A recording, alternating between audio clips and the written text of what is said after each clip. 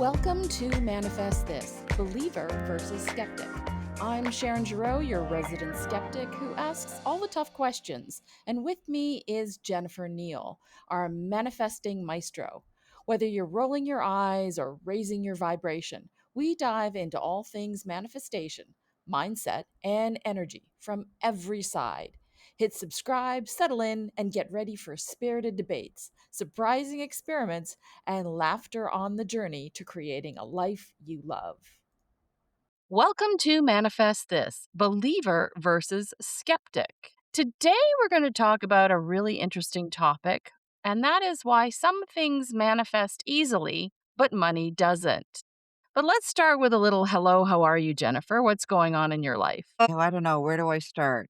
I'm engaged. I'm getting married. I've manifested all of that. That's pretty exciting. But no, just loving life. And here we are. That's fantastic. Now, some of you may have noticed that last week we actually, for the first time in over a year, missed a day. And the answer is really simple. I was in transit because I've been on quite a number of cruises since the beginning of the year.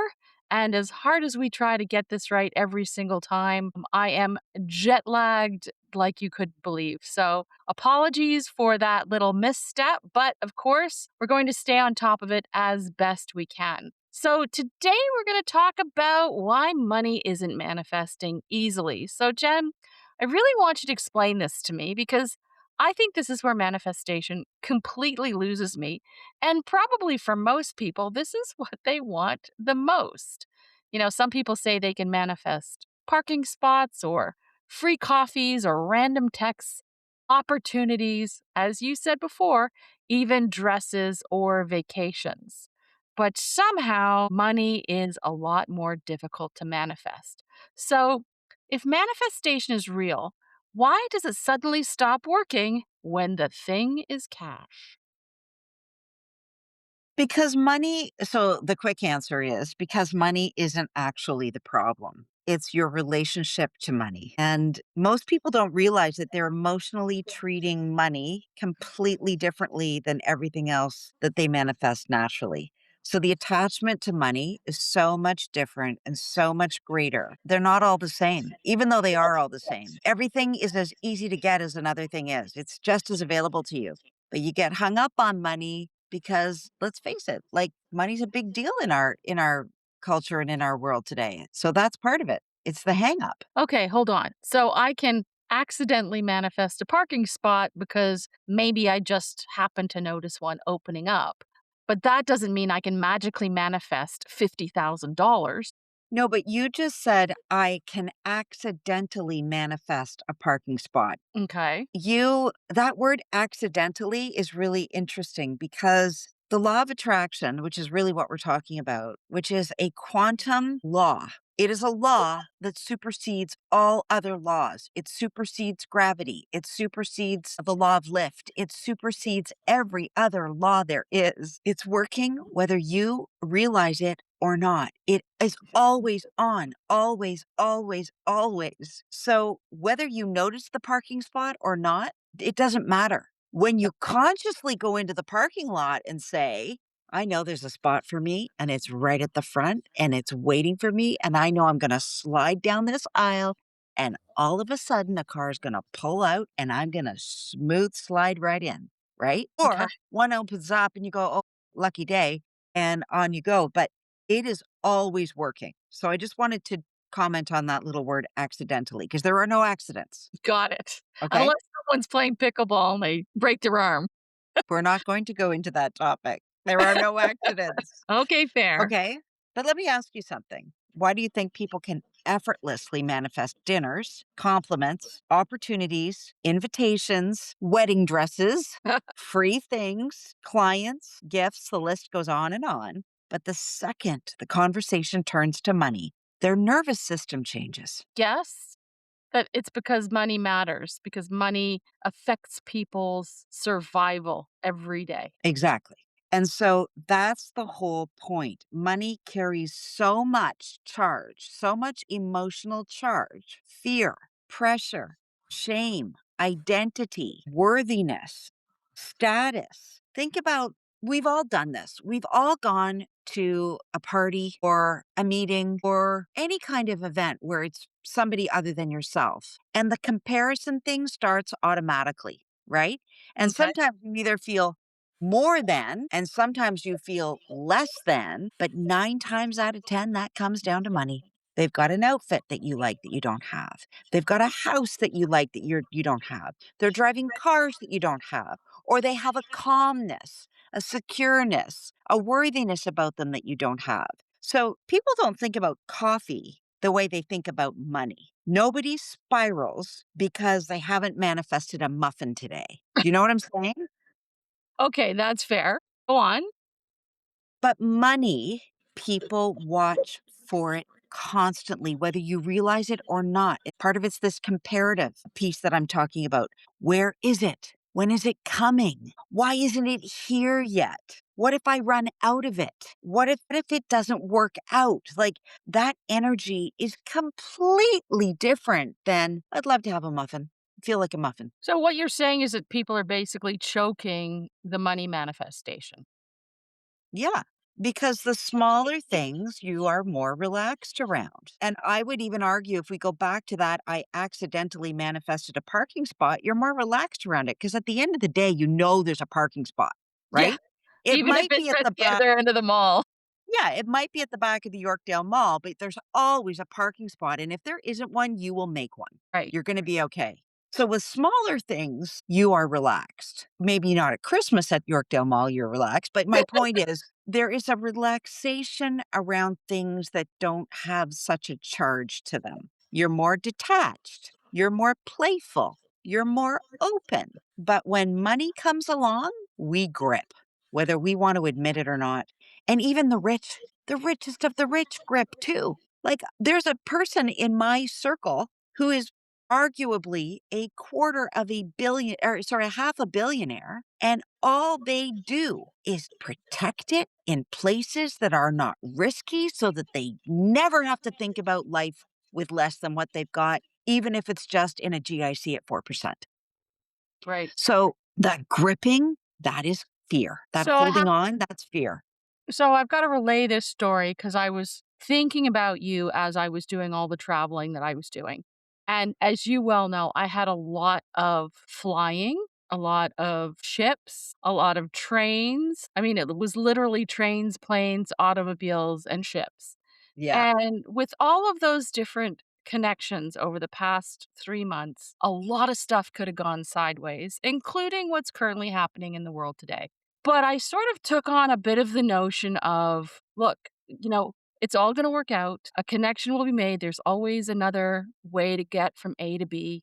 I'm not stuck. Worst case scenario, I have a credit card. I'm very fortunate. But I had a really complicated itinerary. And as I was saying to you before we got on this podcast, I was astonished at how well everything not only worked out, but also the tasks I had set for myself, which had to be done for specific reasons in particular countries where I thought, that might go sideways, did it on a couple of occasions. And the addition of a very delightful, unexpected friendship that led to an extraordinary evening on the rooftop of an Art Deco building in New York City with a beautiful skyline, a glass of champagne, and a view of the Statue of Liberty had me thinking about you because as I was going through all of this, I had that, I say, my travel meditation. You're going to be fine. Everything will work out. But I also see how it coincides, my meditation state, with the manifestation state that you're talking about. Mhm. I can see it with travel. Seems tough and a little bit woo woo when we come to money. Yeah, I mean, okay, so let's make this practical. Let's talk about dating because this is another hot topic, right? There's a bunch of single women in my life, and I was with one of them on Sunday, and she has been single for 24 years. Mhm. I think she's dated 2 guys in 24 years since the divorce of her husband. Her children are now 24 and 26, so it'd be 24 years she's been single. she says, it'll happen when it happens, but that's a quarter of a lifetime, 25 Right. years, Right. right? Um, the person who is calm, she is calm now, I will say that. The person who is calm and secure and confident, good anyway. Good anyway. Not obsessing every 5 minutes about where this next love is going to come from. They usually attract better energy. They have better energy, so they attract better energy, right? Okay. And so I'm a perfect example of that. I dated after I divorced for probably 5 years, did all the things. And then there was a point at which I went, you know what? I am done with this. I love my life. I love who I am. I love what I'm doing. I'm good. Well, then guess what happens? Tall, dark, and handsome walks in, and I'm getting married to him next Saturday. So the person that's triple texting and panicking and checking their phone every 4 seconds, they are actually pushing energy away from them. Money works very similarly. So what I'm hearing you say is that desperation changes behavior. 1000%. Okay. Exactly. Yes. And most people don't have a money problem. Okay. They have a nervous system problem around money. And we've talked about this before. It's all about getting into a state of contentment and calm. Okay, that I understand more because, people panic around money one way or another, whether they have too much of it, not enough of it, or just enough of it. There's still some semblance of panic. Yeah, and here's the bigger insight. Most people already know how to receive money. They've done it before. You've received checks for the work you've done. Right. You've received money in a birthday card that your Auntie B gave you. Right. You've done that before. You've received money. You've received jobs. You've received sales. You've received raises, refunds. You'll take a refund any day, right? You'll take an unexpected, "Oh, you thought you were paying this for the item? Oh, today's your lucky day. It's actually another 25% off." You'll take that. You'll take a bonus check at the end of the year. Always. Most corporations are built for this. They make you work the whole year round and then they give you the bonus. And it's still a question, but you'll take it. Unexpected checks, all of these things. The issue isn't whether money can come. The issue is whether they can be emotionally, whether you can emotionally hold the identity of someone who expects it and knows how to receive it.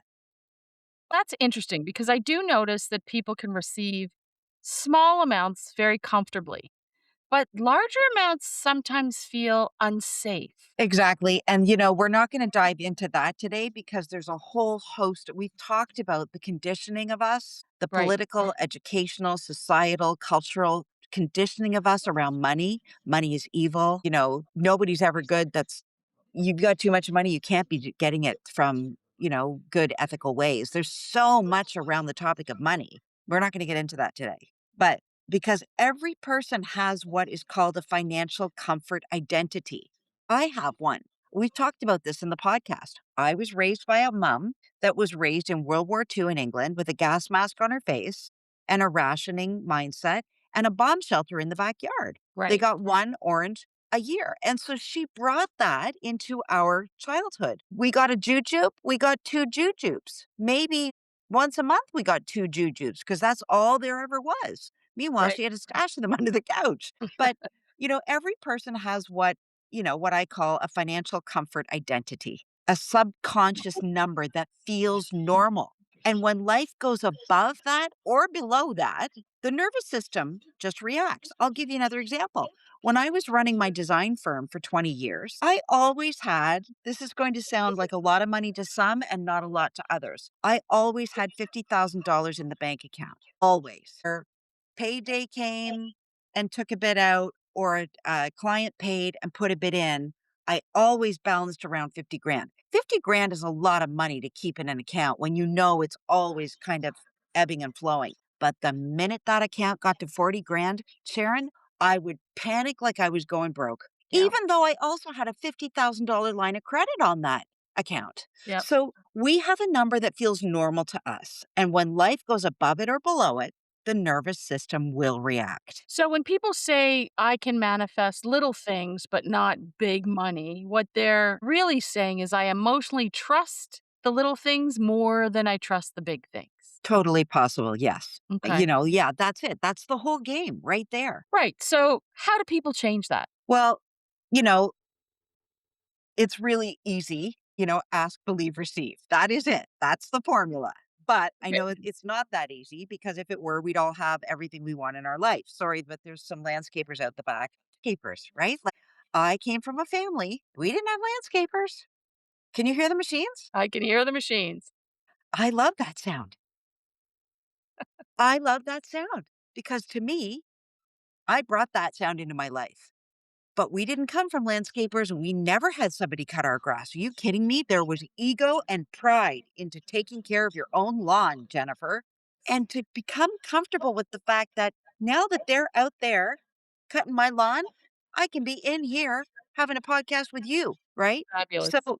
back to the topic here. How do we change the idea around money? First, we stop acting like money is separate from everything else. It's not. It's all the same stuff. Everything is atoms made up of electrons, protons, and neutrons. Everything is made up of electrons, protons, and neutrons. Money is too. So everything is the same. There is no separation. Money is still energy. It's all just energy, vibration, or frequency.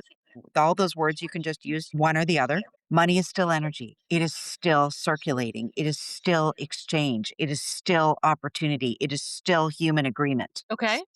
Does that make sense? That makes sense. So the idea there is money is not separate from anything else. Okay. Right. It's That's not number one. separate from the table. It's not separate from the chipmunk. It's not separate You from got it. anything because we're all Secondly, made up of those same atoms. you are the same stuff as the pencil. Okay. It's just vibrating at a different level. Okay. And we're all vibrating at different frequencies, which is what makes us unique. Got it. Okay. But we're all made of the same stuff. That's number one, including money. Number two, stop worshiping money like it's more powerful than you are because you are more powerful than money. Okay. That's interesting. You have the most power in the universe. We Explain as that a human little. beings. I need you to explain that one a little bit more. Well, I don't know that we're going to cover that today, but Okay.